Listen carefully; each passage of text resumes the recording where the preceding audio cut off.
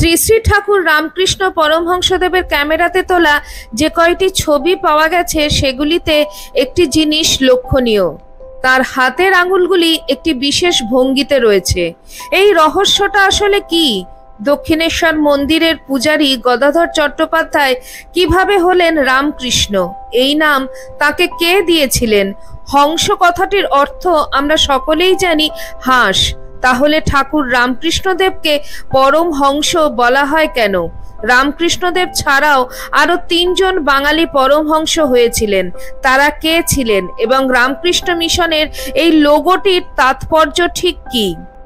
আজকের এই ভিডিওটিতে আমি শ্রী শ্রী রামকৃষ্ণ পরমহংসদেবের জীবনের এরকম বেশ কয়েকটি অজানা তথ্য আপনাদের সাথে শেয়ার করলাম। আশা করি আপনাদের ভালো লাগবে। নমস্কার, live stories with Soma YouTube চ্যানেলের সকল দর্শক শ্রোতা বন্ধুকে আমন্ত্রণ জানাই আমার আজকের ভিডিওটিতে। শ্রী শ্রী ঠাকুরের মোট 5টি ছবি তোলা হয়েছিল। এর মধ্যে 3টি ছবিতেই শ্রী শ্রী ঠাকুর ভাব সমাধিতে নিমগ্ন রয়েছেন, আর 2টি ছবি তোলা হয়েছিল তার দেহত্যাগের পরে। শোনা যায় ঠাকুরের নাকি ছবি তোলায় ছিল বড্ড আপত্তি। তখনকার দিনে ছবি তুলতে গেলে যেতে হতো স্টুডিওতে। সমাজ সংস্কারক প্রতাপচন্দ্র মজুমদার লিখেছেন যে শ্রী রামকৃষ্ণদেব চাইতেন না কেউ তার ছবি তুলুক, তাই যখন তিনি সমাধিস্থ হতেন একমাত্র তখনই ছবি তোলা সম্ভব হতো। অর্থাৎ তিনি বুঝতেই পারতেন না যে তার ছবি তোলা হচ্ছে।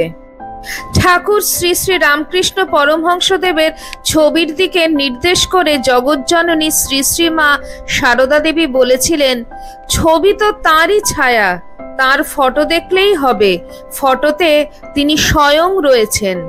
শ্রী শ্রী মা আরো বলেছিলেন, এখনকার লোক ছবিটা তুলে নিয়েছে, কোনো অবতারের কি ছবি আছে? না, নেই, সত্যিই নেই। তার আগে কোনো অবতারের ছবি নেই। ভগবান বুদ্ধদেব, যীশুখ্রিস্ট, শঙ্করাচার্য, মহাপ্রভু শ্রী চৈতন্যদেব কারোর ক্ষেত্রেই যা ঘটেনি তাই ঘটল কলিযুগের শেষ অবতার পুরুষ ঠাকুর শ্রী শ্রী রামকৃষ্ণ পরমহংসদেবের ছবি তোলা হলো। শ্রী শ্রী ঠাকুরের প্রথম ছবিটি তোলা হয়েছিল 1879 সালের 21শে সেপ্টেম্বর রবিবার। ছবি তোলার প্রধান উদ্যোক্তা ছিলেন কেশবচন্দ্র সেন।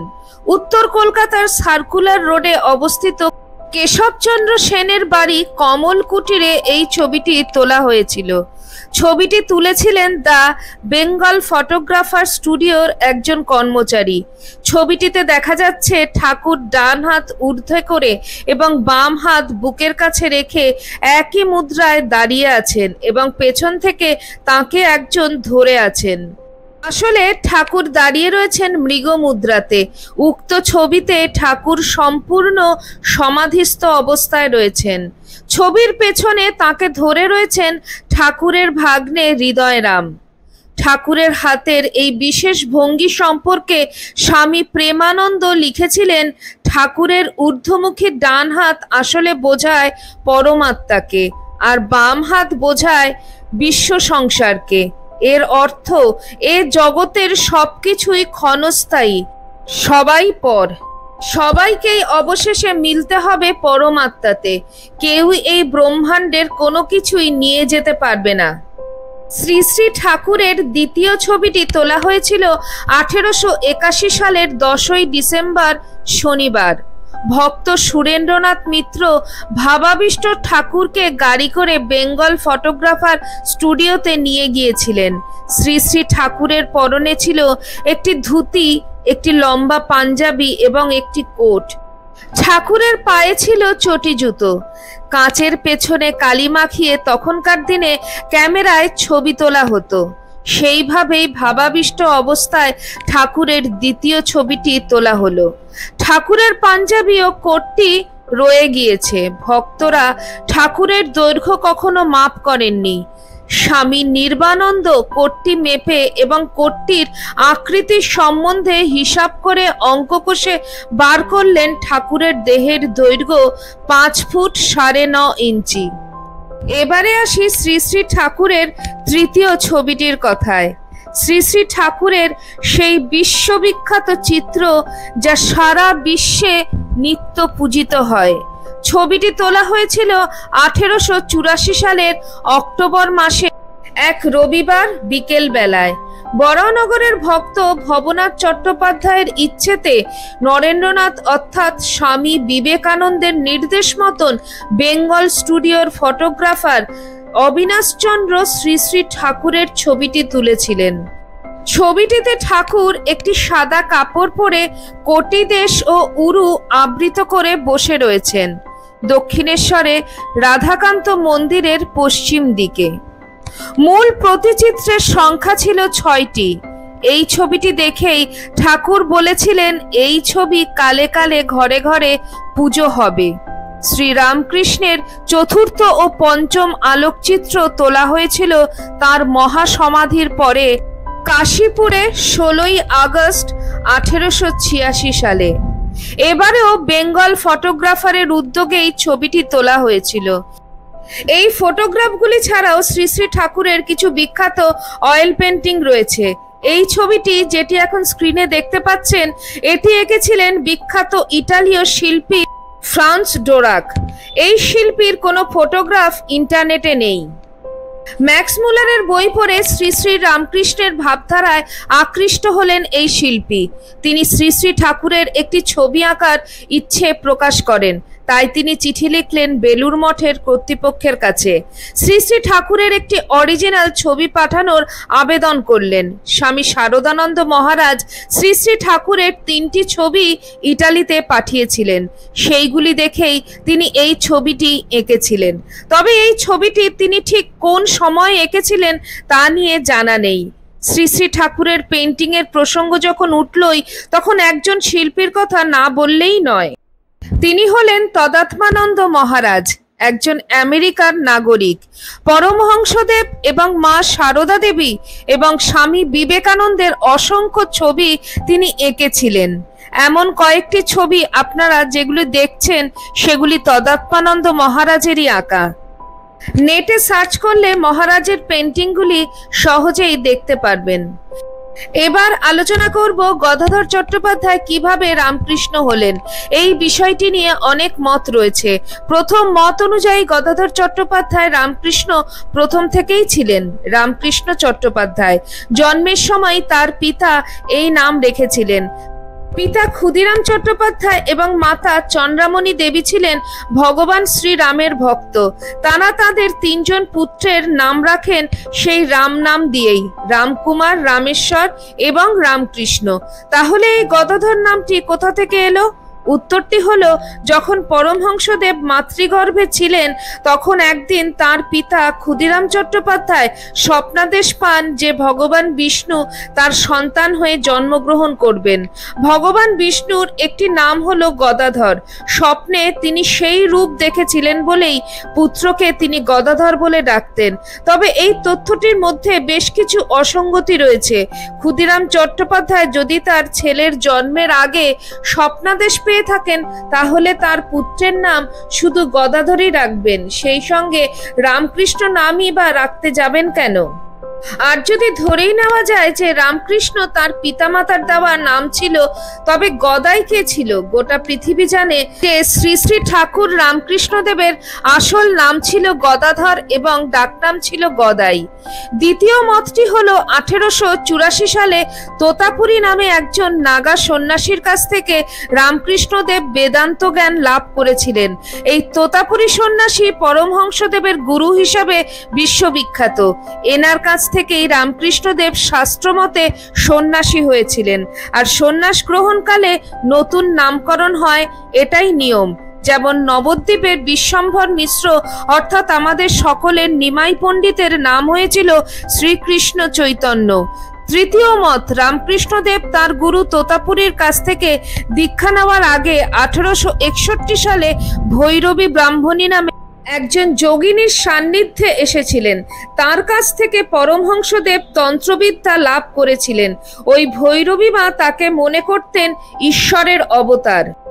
তিনি সর্বসম্মুখে গদাধরকে অবতার বলে ঘোষণা করেছিলেন এবং শ্রী রামকৃষ্ণ এই নামটি দিয়েছিলেন। চতুর্থ মত, এই মত অনুযায়ী গদাধর চট্টোপাধ্যায়কে রামকৃষ্ণ এই নামটি দিয়েছিলেন রানী রাসমণির সেজ জামাই মথুরামোহন বিশ্বাস। এখন অনেকেরই প্রশ্ন, এই চারটি মতের মধ্যে কোনটি সঠিক? বেশিরভাগ সোর্স দাবি করছে যে রামকৃষ্ণ নামটি দিয়েছিলেন মথুরামোহন বিশ্বাস। আমারও তাই মনে হয়। আপনাদের কি মত অবশ্যই জানাবেন। এবার আলোচনা করব ঠাকুর শ্রী শ্রী রামকৃষ্ণদেবকে পরমহংস বলা হয় কেন।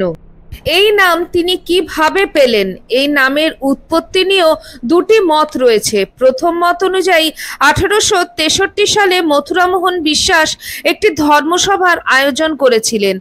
ওই সভায় সেকালের শ্রেষ্ঠ শাস্ত্রজ্ঞ পণ্ডিতরা আমন্ত্রিত ছিলেন। উপস্থিত সকল পণ্ডিতগণ রামকৃষ্ণের আধ্যাত্মিক চেতনা দেখে মুগ্ধ হয়েছিলেন। সকলে স্বীকার করে নেন যে প্রচলিত শাস্ত্র শিক্ষা না থাকলেও তিনি মহাপুরুষ এবং সকলে মিলে তাকে পরমহংস উপাধিতে ভূষিত করেন। দ্বিতীয় মত অনুযায়ী সন্ন্যাস গ্রহণকালে গুরুদেব তোতাপুরী তার শিষ্যকে পরমহংস নামটি দিয়েছিলেন। এই দ্বিতীয় মতটি সর্বাপেক্ষা গ্রহণযোগ্য।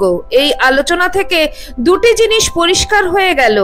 এক নম্বর, রামকৃষ্ণ নামটি দিয়েছিলেন মথুরামোহন বিশ্বাস এবং 2 নম্বর, পরমহংস নামটি দিয়েছিলেন তোতাপুরী। এবার প্রশ্ন হলো, রামকৃষ্ণ দেবকে পরমহংস নামটি কেন দেওয়া হলো?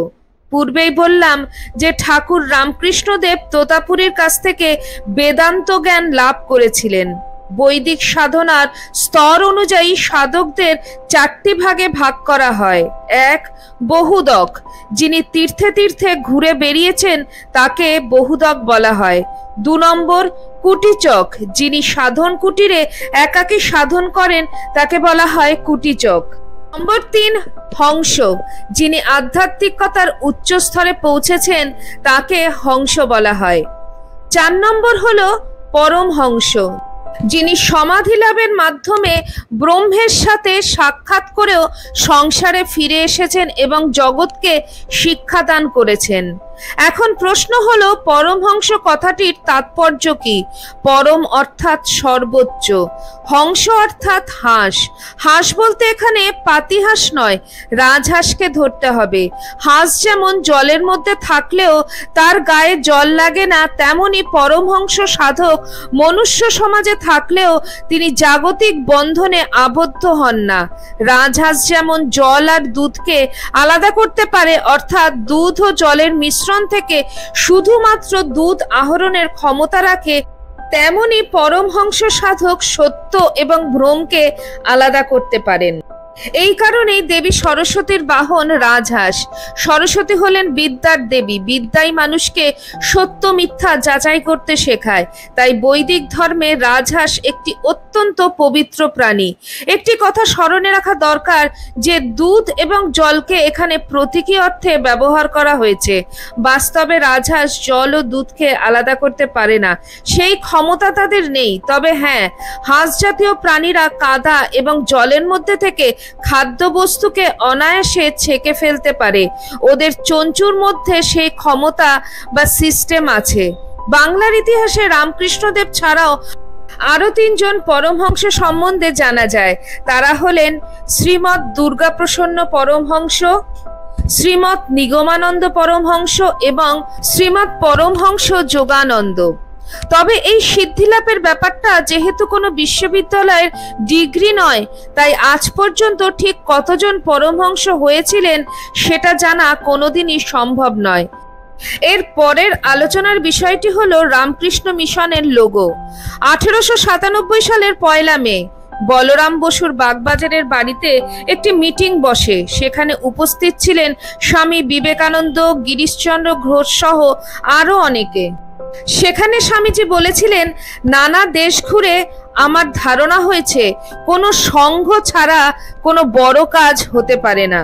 স্বামীজি বললেন, আমরা যার নামে সন্ন্যাসী হয়েছি এবং যাকে জীবনের আদর্শ হিসাবে গ্রহণ করেছি, এই সংঘ তার নামেই প্রতিষ্ঠিত হবে। উপস্থিত সকলে স্বামীজির এই প্রস্তাবে সম্মতি জানিয়েছিলেন। ওই সংঘের নাম রাখা হয় রামকৃষ্ণ প্রচার বা রামকৃষ্ণ মিশন। আর আপনি জানলে আশ্চর্য হবেন, মিশনের এই লোগোটির ডিজাইন করেছিলেন স্বামীজি স্বয়ং। এই প্রতীক চিহ্নটির অর্থ কি? এই যে লোগোটির মধ্যে যে জলের ঢেউগুলি দেখতে পাচ্ছেন, এগুলি কর্মের প্রতীক। পদ্ম ফুলটি হলো ভক্তির প্রতীক, উদয়মান সূর্যটি হলো জ্ঞানের প্রতীক, রাজহাঁসটি পরমাত্মার প্রতীক এবং যে সাপটি চারদিকে বেষ্টন করে আছে, এটি যোগ এবং কুণ্ডলিনী শক্তির জাগরণের ইঙ্গিত বহন করছে। এবং পরিশেষে সবার নিচে দেবনাগরী অক্ষরে লেখা লাইন লেখা আছে, তন্না হংস প্রচোদয়াৎ। এর অর্থ হলো, এ হংস অর্থাৎ এ পরমাত্মা আমার হৃদয়কে প্রজ্বলিত করো। সব মিলিয়ে প্রকৃত অর্থটি দাঁড়ায় কর্ম, জ্ঞান, ভক্তি এবং যোগ সাধনার দ্বারা পরমাত্মাকে লাভ করা যায়। আজ এই পর্যন্ত। আপনাদের ভিডিওটি কেমন লাগলো অবশ্যই কমেন্ট সেকশনে কমেন্ট করে জানাতে ভুলবেন না। চ্যানেলের নতুন বন্ধুদের কাছে একান্ত অনুরোধ, চ্যানেলটি সাবস্ক্রাইব করে নেবেন যাতে পরবর্তী ভিডিওতে আপনার সঙ্গে আমার আবার দেখা হয়। সবাই ভালো থাকবেন, সুস্থ থাকবেন। আবার খুব শিগগিরই দেখা হচ্ছে আপনাদের সঙ্গে কোনো একটি নতুন ভিডিওতে। আজ এই পর্যন্তই। জয় ঠাকুর, জয় মা, জয় স্বামীজি।